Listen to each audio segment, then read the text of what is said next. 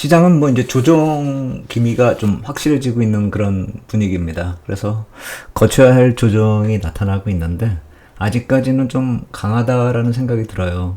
그리고 또 하나는 글로벌 중앙은행이 이제 본격적으로 금리 정점 논쟁이 나타나고 있다. 한 은행이 아니고요. 페드만 그런 게 아니라 글로벌 은행 전체적으로 이제 한 바퀴 쑥 이렇게 돌고 있는 듯한 그런 분위기입니다. 그래서 오늘 이슈 포인트는 이 두 가지 조정이 어떻게 진행이 될 것인가, 그리고 글로벌 중앙은행의 금리 정점 논쟁, 이거 한번 살펴보겠습니다. 중국 쪽은 거꾸로 가는 그런 분위기였어요. 최근에 보면은 1년 LPR 이거 3.55%로 좀 이렇게 낮추는 듯한 그런 모습 나타났고요. 블룸버그에서 그 실시간으로 나타났었던 그거를 제가 이제 캡처해놨던 거고요. 근데 중국 쪽이 좀 안 좋은 그런 이런 시그널을 주기 때문에 또 부담스러웠던 것도 사실이고, 우리 시장에 미국 시장보다 조금 더 안 좋게 흘러가게끔 만든 그런 모습이 아니었나 이렇게 생각이 됩니다. 또 하나는 이제 BOE 쪽에서 결정을 지을 텐데, 통화정책회의가 22일 내일 밤에 있죠? 우리 시간으로요. 지난주에 ECB하고 BOJ 쪽에서 이제 통화정책 회의를 하고 22 쪽에서 이제 금리를 조정을 했는데, BOE가 이제 따로 있잖아요, 영국이. 그래서 이쪽이 이제 내일 또 이제 통화정책 회의를 여는데, 한마디로 여기 이제 어제 이렇게 기사들 모음을 또 이렇게 방송에서 나오고 있던데, 중앙은행이 순환 시대다 이렇게 보는 게 맞을 것 같아요. 이 앤드류 베일리, 그러니까 BOE의 수장이잖아요. 이 사람은 뭐 변명의 여지가 없다 이렇게 더 타임스에서 얘기한 것도 있고, 이길 수 없는 전쟁이다 텔레그래프 쪽에서 또 이렇게 나오는 그런 얘기. 더 선에서는 아주 혹평을 합니다. 원숭이도 BOE 수장보다는 낫다, 더 잘할 수 있다 이렇게 얘기하고 있는데, 뭐 꼭 BOE만 욕을 먹는 게 아니라 지금 중앙은행들이 다들 좀 한 템포 좀 늦게 움직이고 있었고, 또 지금 현재 인플레이션에 대해서 효과적으로 대응이 나타나고 있지 않는 그런 모습에 대해서 좀 다들 불만을 표시하고 있는 상황이다 이렇게 생각을 하시면 될 것 같아요. 근데 이것도 거의 이제 끝물이 아닌가 이렇게 생각이 됩니다.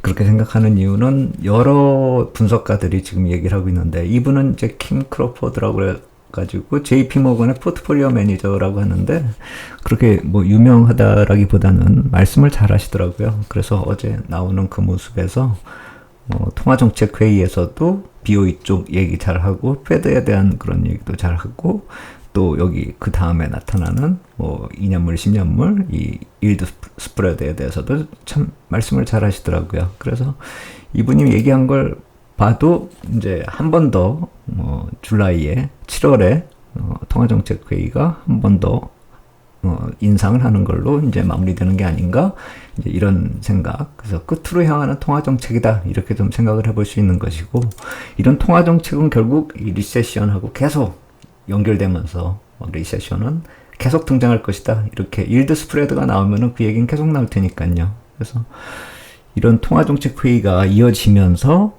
그러한 얘기로 이제 넘어간다 이렇게 보시면 될 것 같아요. 그래서 미국 발행시장 쪽에서 보면은 이 일드 커브 쪽에서 이제 이게 거꾸로 역전된 단기물이 이제 더 높은 현상, 이게 좀 어떻게 역전이 될 수 있을까 이걸 생각을 해봐야 될 텐데, 사실 이거는 통화 정책이 마무리 딱 되는 그 순간이 아니면은 해결이 안 될 것 같아요. 그래서 2년물 같은 경우엔 그 기준금리와 같이 움직일 테니까 이게 이제 좀 금리 인하 쪽이 보이거나 뭐 이렇게 했을 경우에 내려올 거 아니에요. 그래서 이 10년물보다 거꾸로 2년물이 이렇게 낮은 상황, 그리고 더 높은 상황, 그리고 이제 뭐 1개월 물짜리가 이렇게 더 높은 상황, 이거는 뭐 어쩔 수 없는 그런 상황이다. 이게 한 올 하반기까지도 좀 이어갈 거다 이렇게 생각을 해야 될 테고, 이것이 무슨 경기 침체다 이렇게 연결할 상황은 아니라고 봐요. 나중에 이거에 대해서는 그 예전에 이렇게 이게 왜 경기 침체하고 연관이 지지 않느냐라는 그 리포트가, 장문의 리포트가 나온 게 패드 쪽에서 있거든요. 저도 항상 말씀드리는 게, 정책과 실제 금리가 비정상적으로 지금 나타나고 있는 상황이기 때문에 이게 정상화된 다음에 그 다음에 나타나는 그런 금리 역전 현상이 아니라고 한다면은 그때까지는 좀 기다려 볼 필요가 있다. 지금 그렇게 좀 안 좋게 평가할 때는 아니다라고 생각이 들어요. 그리고 최근에 이제 이 금리 흐름을 놓고 보면은 1개월부터 1년까지, 그 다음에 1년에서 30년물까지 이게 예전에는 막 뒤죽박죽으로 어느 쪽은 올라가고 어느 쪽은 내려가고 막 그런 불안정한 상황이었어요. 그러니까 한마디로 국가 그 부도 얘기 나오고 이제 그 부채 한도 협상 그 연장 한 해 만에 뭐 이제 이렇게 하면서 비정상적으로 높아졌던 금리가 이제 낮아지고 하는 그런 모습 때문에 이 어느 때는 막 뭐 단기물이 올라가는데 장기물은 하락하고 뭐 이렇게 상반된 움직임을 보였는데 이제 그러한 움직임들은 좀 이제 안정되고 있는, 수치상으로 놓고 봐도 이렇게 좀 점차 수렴하고 있다. 그러니까 방향은 수렴하고 있다 이거죠.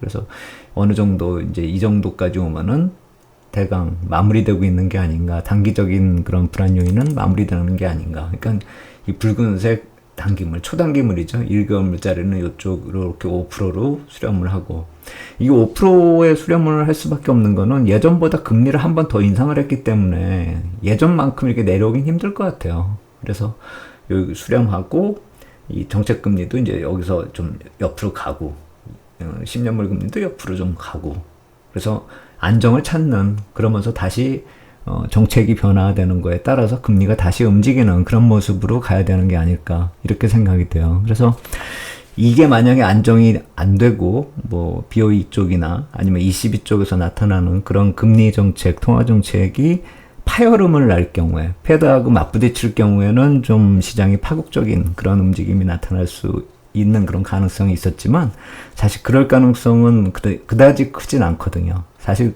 그분들은 한통속이잖아요. 그래서 거기서 파열음이 난다라기보다는 확대 해석을 이제 시장에서 하는 것이 경계된다. 그러니까 그들은 이제 원하지 않았지만 그것을 확대 해석을 해서 괜히 달러가 강세가 되거나 뭐 이런 모습이 나타나면은 좀 골치 아파질 텐데 아직까지는 그럴 가능성이 거의 없다 이렇게 생각이 됩니다. 그리고 관련돼서 통화정책 관련해가지고 제가 한마디 더 붙일게요. 이거 세인트루이스 패드에서 예전에 5월 달에 한번 나온 자료였는데 이걸 다시 자료를 내놓더라고요. 그래서 일단 이거에 대해서 설명을 하고 왜 지금 내놨는가에 대해서도 한번 생각을 해보자라는 것이죠. 그러니까 이게 뭐냐면은요. 이 패드가 여기 있잖아요. 그 다음에 BOE가 있고 ECB, BOJ 이렇게 4개 중앙은행이 이렇게 있어요. 사실 이 4개 은행이 세계를 끌고 가고 있다 이렇게 생각을 하면 될 거예요. 그래서 이 4개 은행의 대차대조표하고 금리하고 기준금리하고를 이렇게 표시를 한 거예요. 그러니까 대차대조표 여기 이렇게 나와 있고 기준금리 표시한 게 여기 점으로 똑똑똑똑 이렇게 찍어 놓은 거예요. 근데 여기서 왜 이 패드의 대차대조표가 이렇게 작아 보이냐라고 하면은요, 이 밸런스 시트는 GDP 대비해 놓은 그 밸런스 시트예요. 그러니까 패드 같은 경우가 예전에 2007년도에 6.4% 정도 밸런스 시트가 GDP의 6.4% 정도 됐던 게 많이 늘려가지고 34%까지 늘어났다 이 얘기고요. BOE 같은 경우가 5.3에서 44%, ECB가 12%에서 60% 많아지죠 점점. BOJ는 22에서 136. 그러니까 BOJ가 이렇게 좀 대차대조표가 큰 거는 이미 우리는 알고는 있었는데, 그러니까 빚더미에 올라 있고 국채 발행 많이 한 거 알고 그것이 자국에서 다 이제 수용한 거는 우리가 알고는 있는데, 그것이 마치 미국의 이제 패드가 대차대조표 이렇게 얘기를 하면서 막 돈 풀기 하는 QE하고 좀 이렇게 같은 개념으로 우리가 생각을 보통 안 하죠. 그냥 BOJ는 BOJ가 나름대로 국채를 발행했다 이렇게 생각이 되는데 사실 같은 개념이거든요. 이 4개 은행이 다 같이 QE로 돈을 풀었다 이건데 GDP 대비 따져보면은 미국이 오히려 제일 적고 일본이 제일 많다 이거죠. 그리고 거기에 이제 금리 수준은 패드 같은 경우는 0.25에서 확 올렸다 이거죠. 5%까지. 그리고 BOE는 4.25, ECB가 3.5, BOJ는 안 올리고 있다라는 거예요. 그래서 왜 이런가에 대해서 얘기를 하는 거예요. 그러니까 이렇게 재정 적자를 만들 수 있는 그런 이자를 내야 되는 그런 상황 아닙니까? 이게 지금 국채를 이렇게 발행을 하니까 그렇다라고 본다면은 과연 이것이 재정적으로 부담이 되게 만드는 그런 상황 하에서 더 많이, 그러니까 GDP 대비 더 많은 비중을 차지하는 나라들이 금리를 더 빨리 올리기가 힘들다. 이 논리에서 접근하는 거예요. 그래서 여기서 이제 세인트 루이스파에 대해서 설명한 게 뭐냐면은 정책금리가 GDP 대비 대차대조표 비율이 더 작은 중앙은행의 정책금리가 낮았다. 제가 아까 말씀드린 게 그럼 대차대조표가 GDP 대비 크면 클수록 부담이 되니까 정책금리를 빨리 올리지 못하는 것이죠. 그래서 대차대조표가 더 큰 중앙은행들은 그것을 신경 써가지고 수동적인 정책 대응, 그것까지 감안해가지고 대응을 하고 있다 이것이죠. 근데 여기다 한마디 이제 이 사람들이 말을 붙입니다. 이게 우연의 일치일 수도 있고 경기 침체 또는 채권 포트폴리오 손실, 이게 아까 말씀드린 그 이자예요. 채권 포트폴리오 손실에 대한 중앙은행의 우려를 반영할 수도 있다. 중앙은행이 적자가 나면 결국 납세자 부담이니까요. 그래서 이렇게 GDP 대비 대차대조표 비율도 중요하다 이 개념하고요. 또 하나는 경제 상황이 다 틀리다는 거죠. 세계 각국이. 그래서 그 상황에 맞춰서 하다 보니까 또 이런 일이 벌어질 수 있다. 여기서 나타나는 게 또 러시아하고 우크라이나 얘기입니다. 그러니까 ECB가 금리 인상 속도를 느리게 한 거는 경제 위기가 이쪽 러시아 우크라이나 전쟁 때문에 나타날 수 있었던 그 충격 때문이었다. 이 얘기를 하는 것이고요. 또 하나는 일본 쪽에 대해서는 이렇게 평가합니다. 일본은행 총재가 일본은행 목표치 2%를 지속적이고 안정적으로 달성하려면 시간이 걸릴 것이다. 그래서 우리는 안 올린다. 이 얘기예요. 그래서 세인트 루이스 패드에서는 다른 이제 그 중앙은행에 대해서 비난을 한다기보다는 미국하고는 좀 상황이 틀리다라는 그 얘기를 하는 것이죠. 그래서 차별적으로 접근할 수밖에 없는 그 배경을 이해해야 되고, 하지만 더불어서 이제는 그 금리들을 많이 올렸다라는 것이죠, 이미. 그래서 점차 수렴 가능성도 있다라는 거죠. 얘만 빼면요, 일본만 빼면 이번에 뭐 ECB 올렸고 BOE도 만약에 올린다 하면 이제 거의 얘네들은 이제 수렴되는 거예요. 비슷해지는 거죠. 그렇기 때문에 누구 하나가 좀 덜 올리고 뭐 재정 적자를 덜 만들고 뭐 이런 개념이 아니다라는 얘기를 하는 것이죠. 그래서 저는 이 대목에서 왜 이런 얘기를 하는가로 곰곰이 생각을 해보면은 22 때는 벌써 한 번 금리를 조정을 했고, 이제 내일 BOE 쪽에서 금리가 조정을 된다 하더라도 그건 뭐 크게 놀랄 일이 아니다라는 식으로 밑밥을 까는 게 아닌가, 저는 그렇게 생각이 들어요. 그래서 BOE 쪽에 대해서 지금 금리 인상 또 하면은 또 미국에서도 갑자기 또 페드도 다음에 더 세게 나오는 게 아니냐 이런 불안감도 있긴 있는데, 지금 그보다는 보조를 맞추는 정도로 생각을 하고, 아까 말씀드렸듯이 이 여자분, 이분이 말씀하신 것처럼 페드가 좀 더 타이트닝 해지는 그걸 경고는 하고 있지만 7월이 끝일 확률이 크다라는 점으로 한번 결론을 내린다라고 한다면 통화 정책 때문에 생기는 부담감은 좀 덜할 것이고, 그로 인해서 나타날 수 있는 조정의 깊이는 우리가 좀 어느 정도 파국보다는 기간 조정 내지는 일정 부분 상승폭에 대한 반작용 정도로 생각해 볼 필요가 있다, 이런 생각이 듭니다. 그래서 지금 나타나고 있는 조정에 대해서는 그러한 개념 쪽으로, 정책과 연결해서는 그러한 개념으로 좀 생각해 볼 필요가 있다, 이렇게 생각이 됩니다.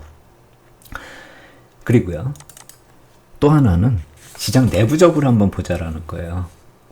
이제 여태까지는 통화정책 이제 한 얘기 끝냈고요. 이슈 두 번째로 말씀드리는 거, 이번 조정 어디까지 가나 이거 한번 생각해 보자라는 것이죠. 저는 이 디커플링, 이게 어닝 시즌까지도 또 이게 갈 가능성이 있고, 어닝 시즌에서 또 한 단계 업그레이드 될 가능성도 있다라고 생각이 들어요. 그러니까 왜냐하면 지금 조정 나타나고 있는 모습이, 보통 우리가 이평선 5일선 깨면은 한 번 정도 큰 폭으로 하락이 나타날 만도 하잖아요. 근데 나스닥 같은 경우는 이미 5일 2평 이제 깨네 마네 막 이렇게 왔다 갔다 하고 있는데, 여기서 견조하게 움직이고 있어요. 상대적으로. 이게 맨 위가 이게 푸른색이 나스닥이란 말입니다. 뭐 이런 움직임이 다 있나 싶어요. 여기가 하늘 꼭대기까지 이렇게 올라간 상태에서. 다우존스가 붉은색, 그 다음에 우리가 이 녹색, 코스피가요. 그 다음에 S&P는 우리가 비슷하다라고 생각을 하면 돼요. 근데 맨 처음에 이 바닥을 치고, 그러니까 2022년 그 4분기에 바닥을 치고 상승할 때는 다우가 먼저 움직였죠. 그때는 글로벌 브랜드 기업들, 그러니까 일정 부분의 그 리세션까지, 그러니까 불황을 견딜 수 있는 그런 글로벌 기업들이 먼저 치고 나가면서 대표 기업이라고 그러죠. 글로벌 대표 기업들. 그 다우에 많이 속해 있잖아요. 다우 30 종목. 그래서 그 종목들이 먼저 치고 나가서 이렇게 다우가 끌고 나갔는데 그 다음부터는 우리가 코스피가 좀 치고 가는 모습이 보여요. 그리고 최근에는 나스닥이 치고 올라갔죠. 그거를 한번 종목으로 접근해 본다면 제가 여기다 하이닉스를 한번 넣어봤어요. 하이닉스가 준비 딱 잡고 끌어올리죠. 그러면 녹색선이 치고 나갑니다. 그 조정 좀 받고 또 한번 치고 올라가니까 녹색선이 이 다우를 넘어섰죠. 붉은색 선. 그리고 그 다음에 여기서 쫙 치고 올라가는 이 구간이 나스닥이 확 올라가는 이 푸른색 선이 올라가는 구간이거든요. 이게 뭘 뜻하냐면요. 이게 뭡니까 이게? 보라색. 엔비디아입니다.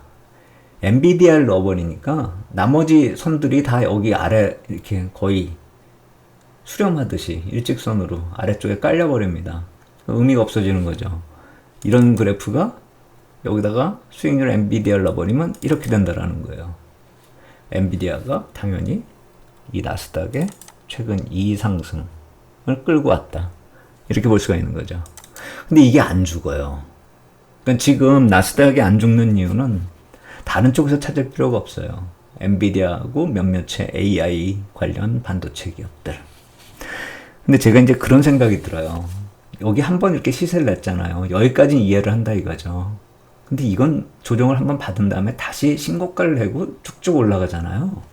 저는 이 기업 실적, 이 분기, 이 프리어닝 시즌이 보통 분기 말부터 한 보름 전부터 시작하잖아요. 그러니까 지금이 1, 2, 3월이 1분기고 4월, 6월이 2분기잖아요. 그럼 2분기 실적 발표는 이제 7월 초부터 시작이 될 거잖아요. 근데 프리어닝 시즌은 이 6월 후반부부터 주가에 더 빠르게 반영이 되거든요.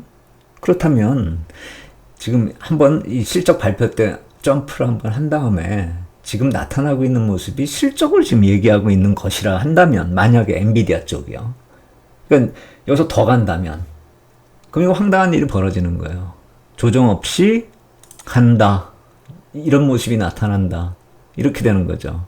사실 그건 아무도 몰라요. 엔비디아 실적이 좀 좋은지 나쁜지는 알 방법이 없는 것이고, 단지 주가를 통해서 본다라고 한다면 이거 또 한 번의 업그레이드가 나타나고 한다면은 엔비디아가 AI 쪽을 또 끌고 갈 수 있는 그런 모습, 1분기와 비슷한 모습이 또 나타날 가능성이 커진다라는 것이죠. 그래서 이번 조정은 딴 종목을 볼 게 아니라 AI 반도체 이쪽을 좀 볼 수밖에 없을 것 같아요. 이쪽이 안 무너지면 답이 없을 것 같아요.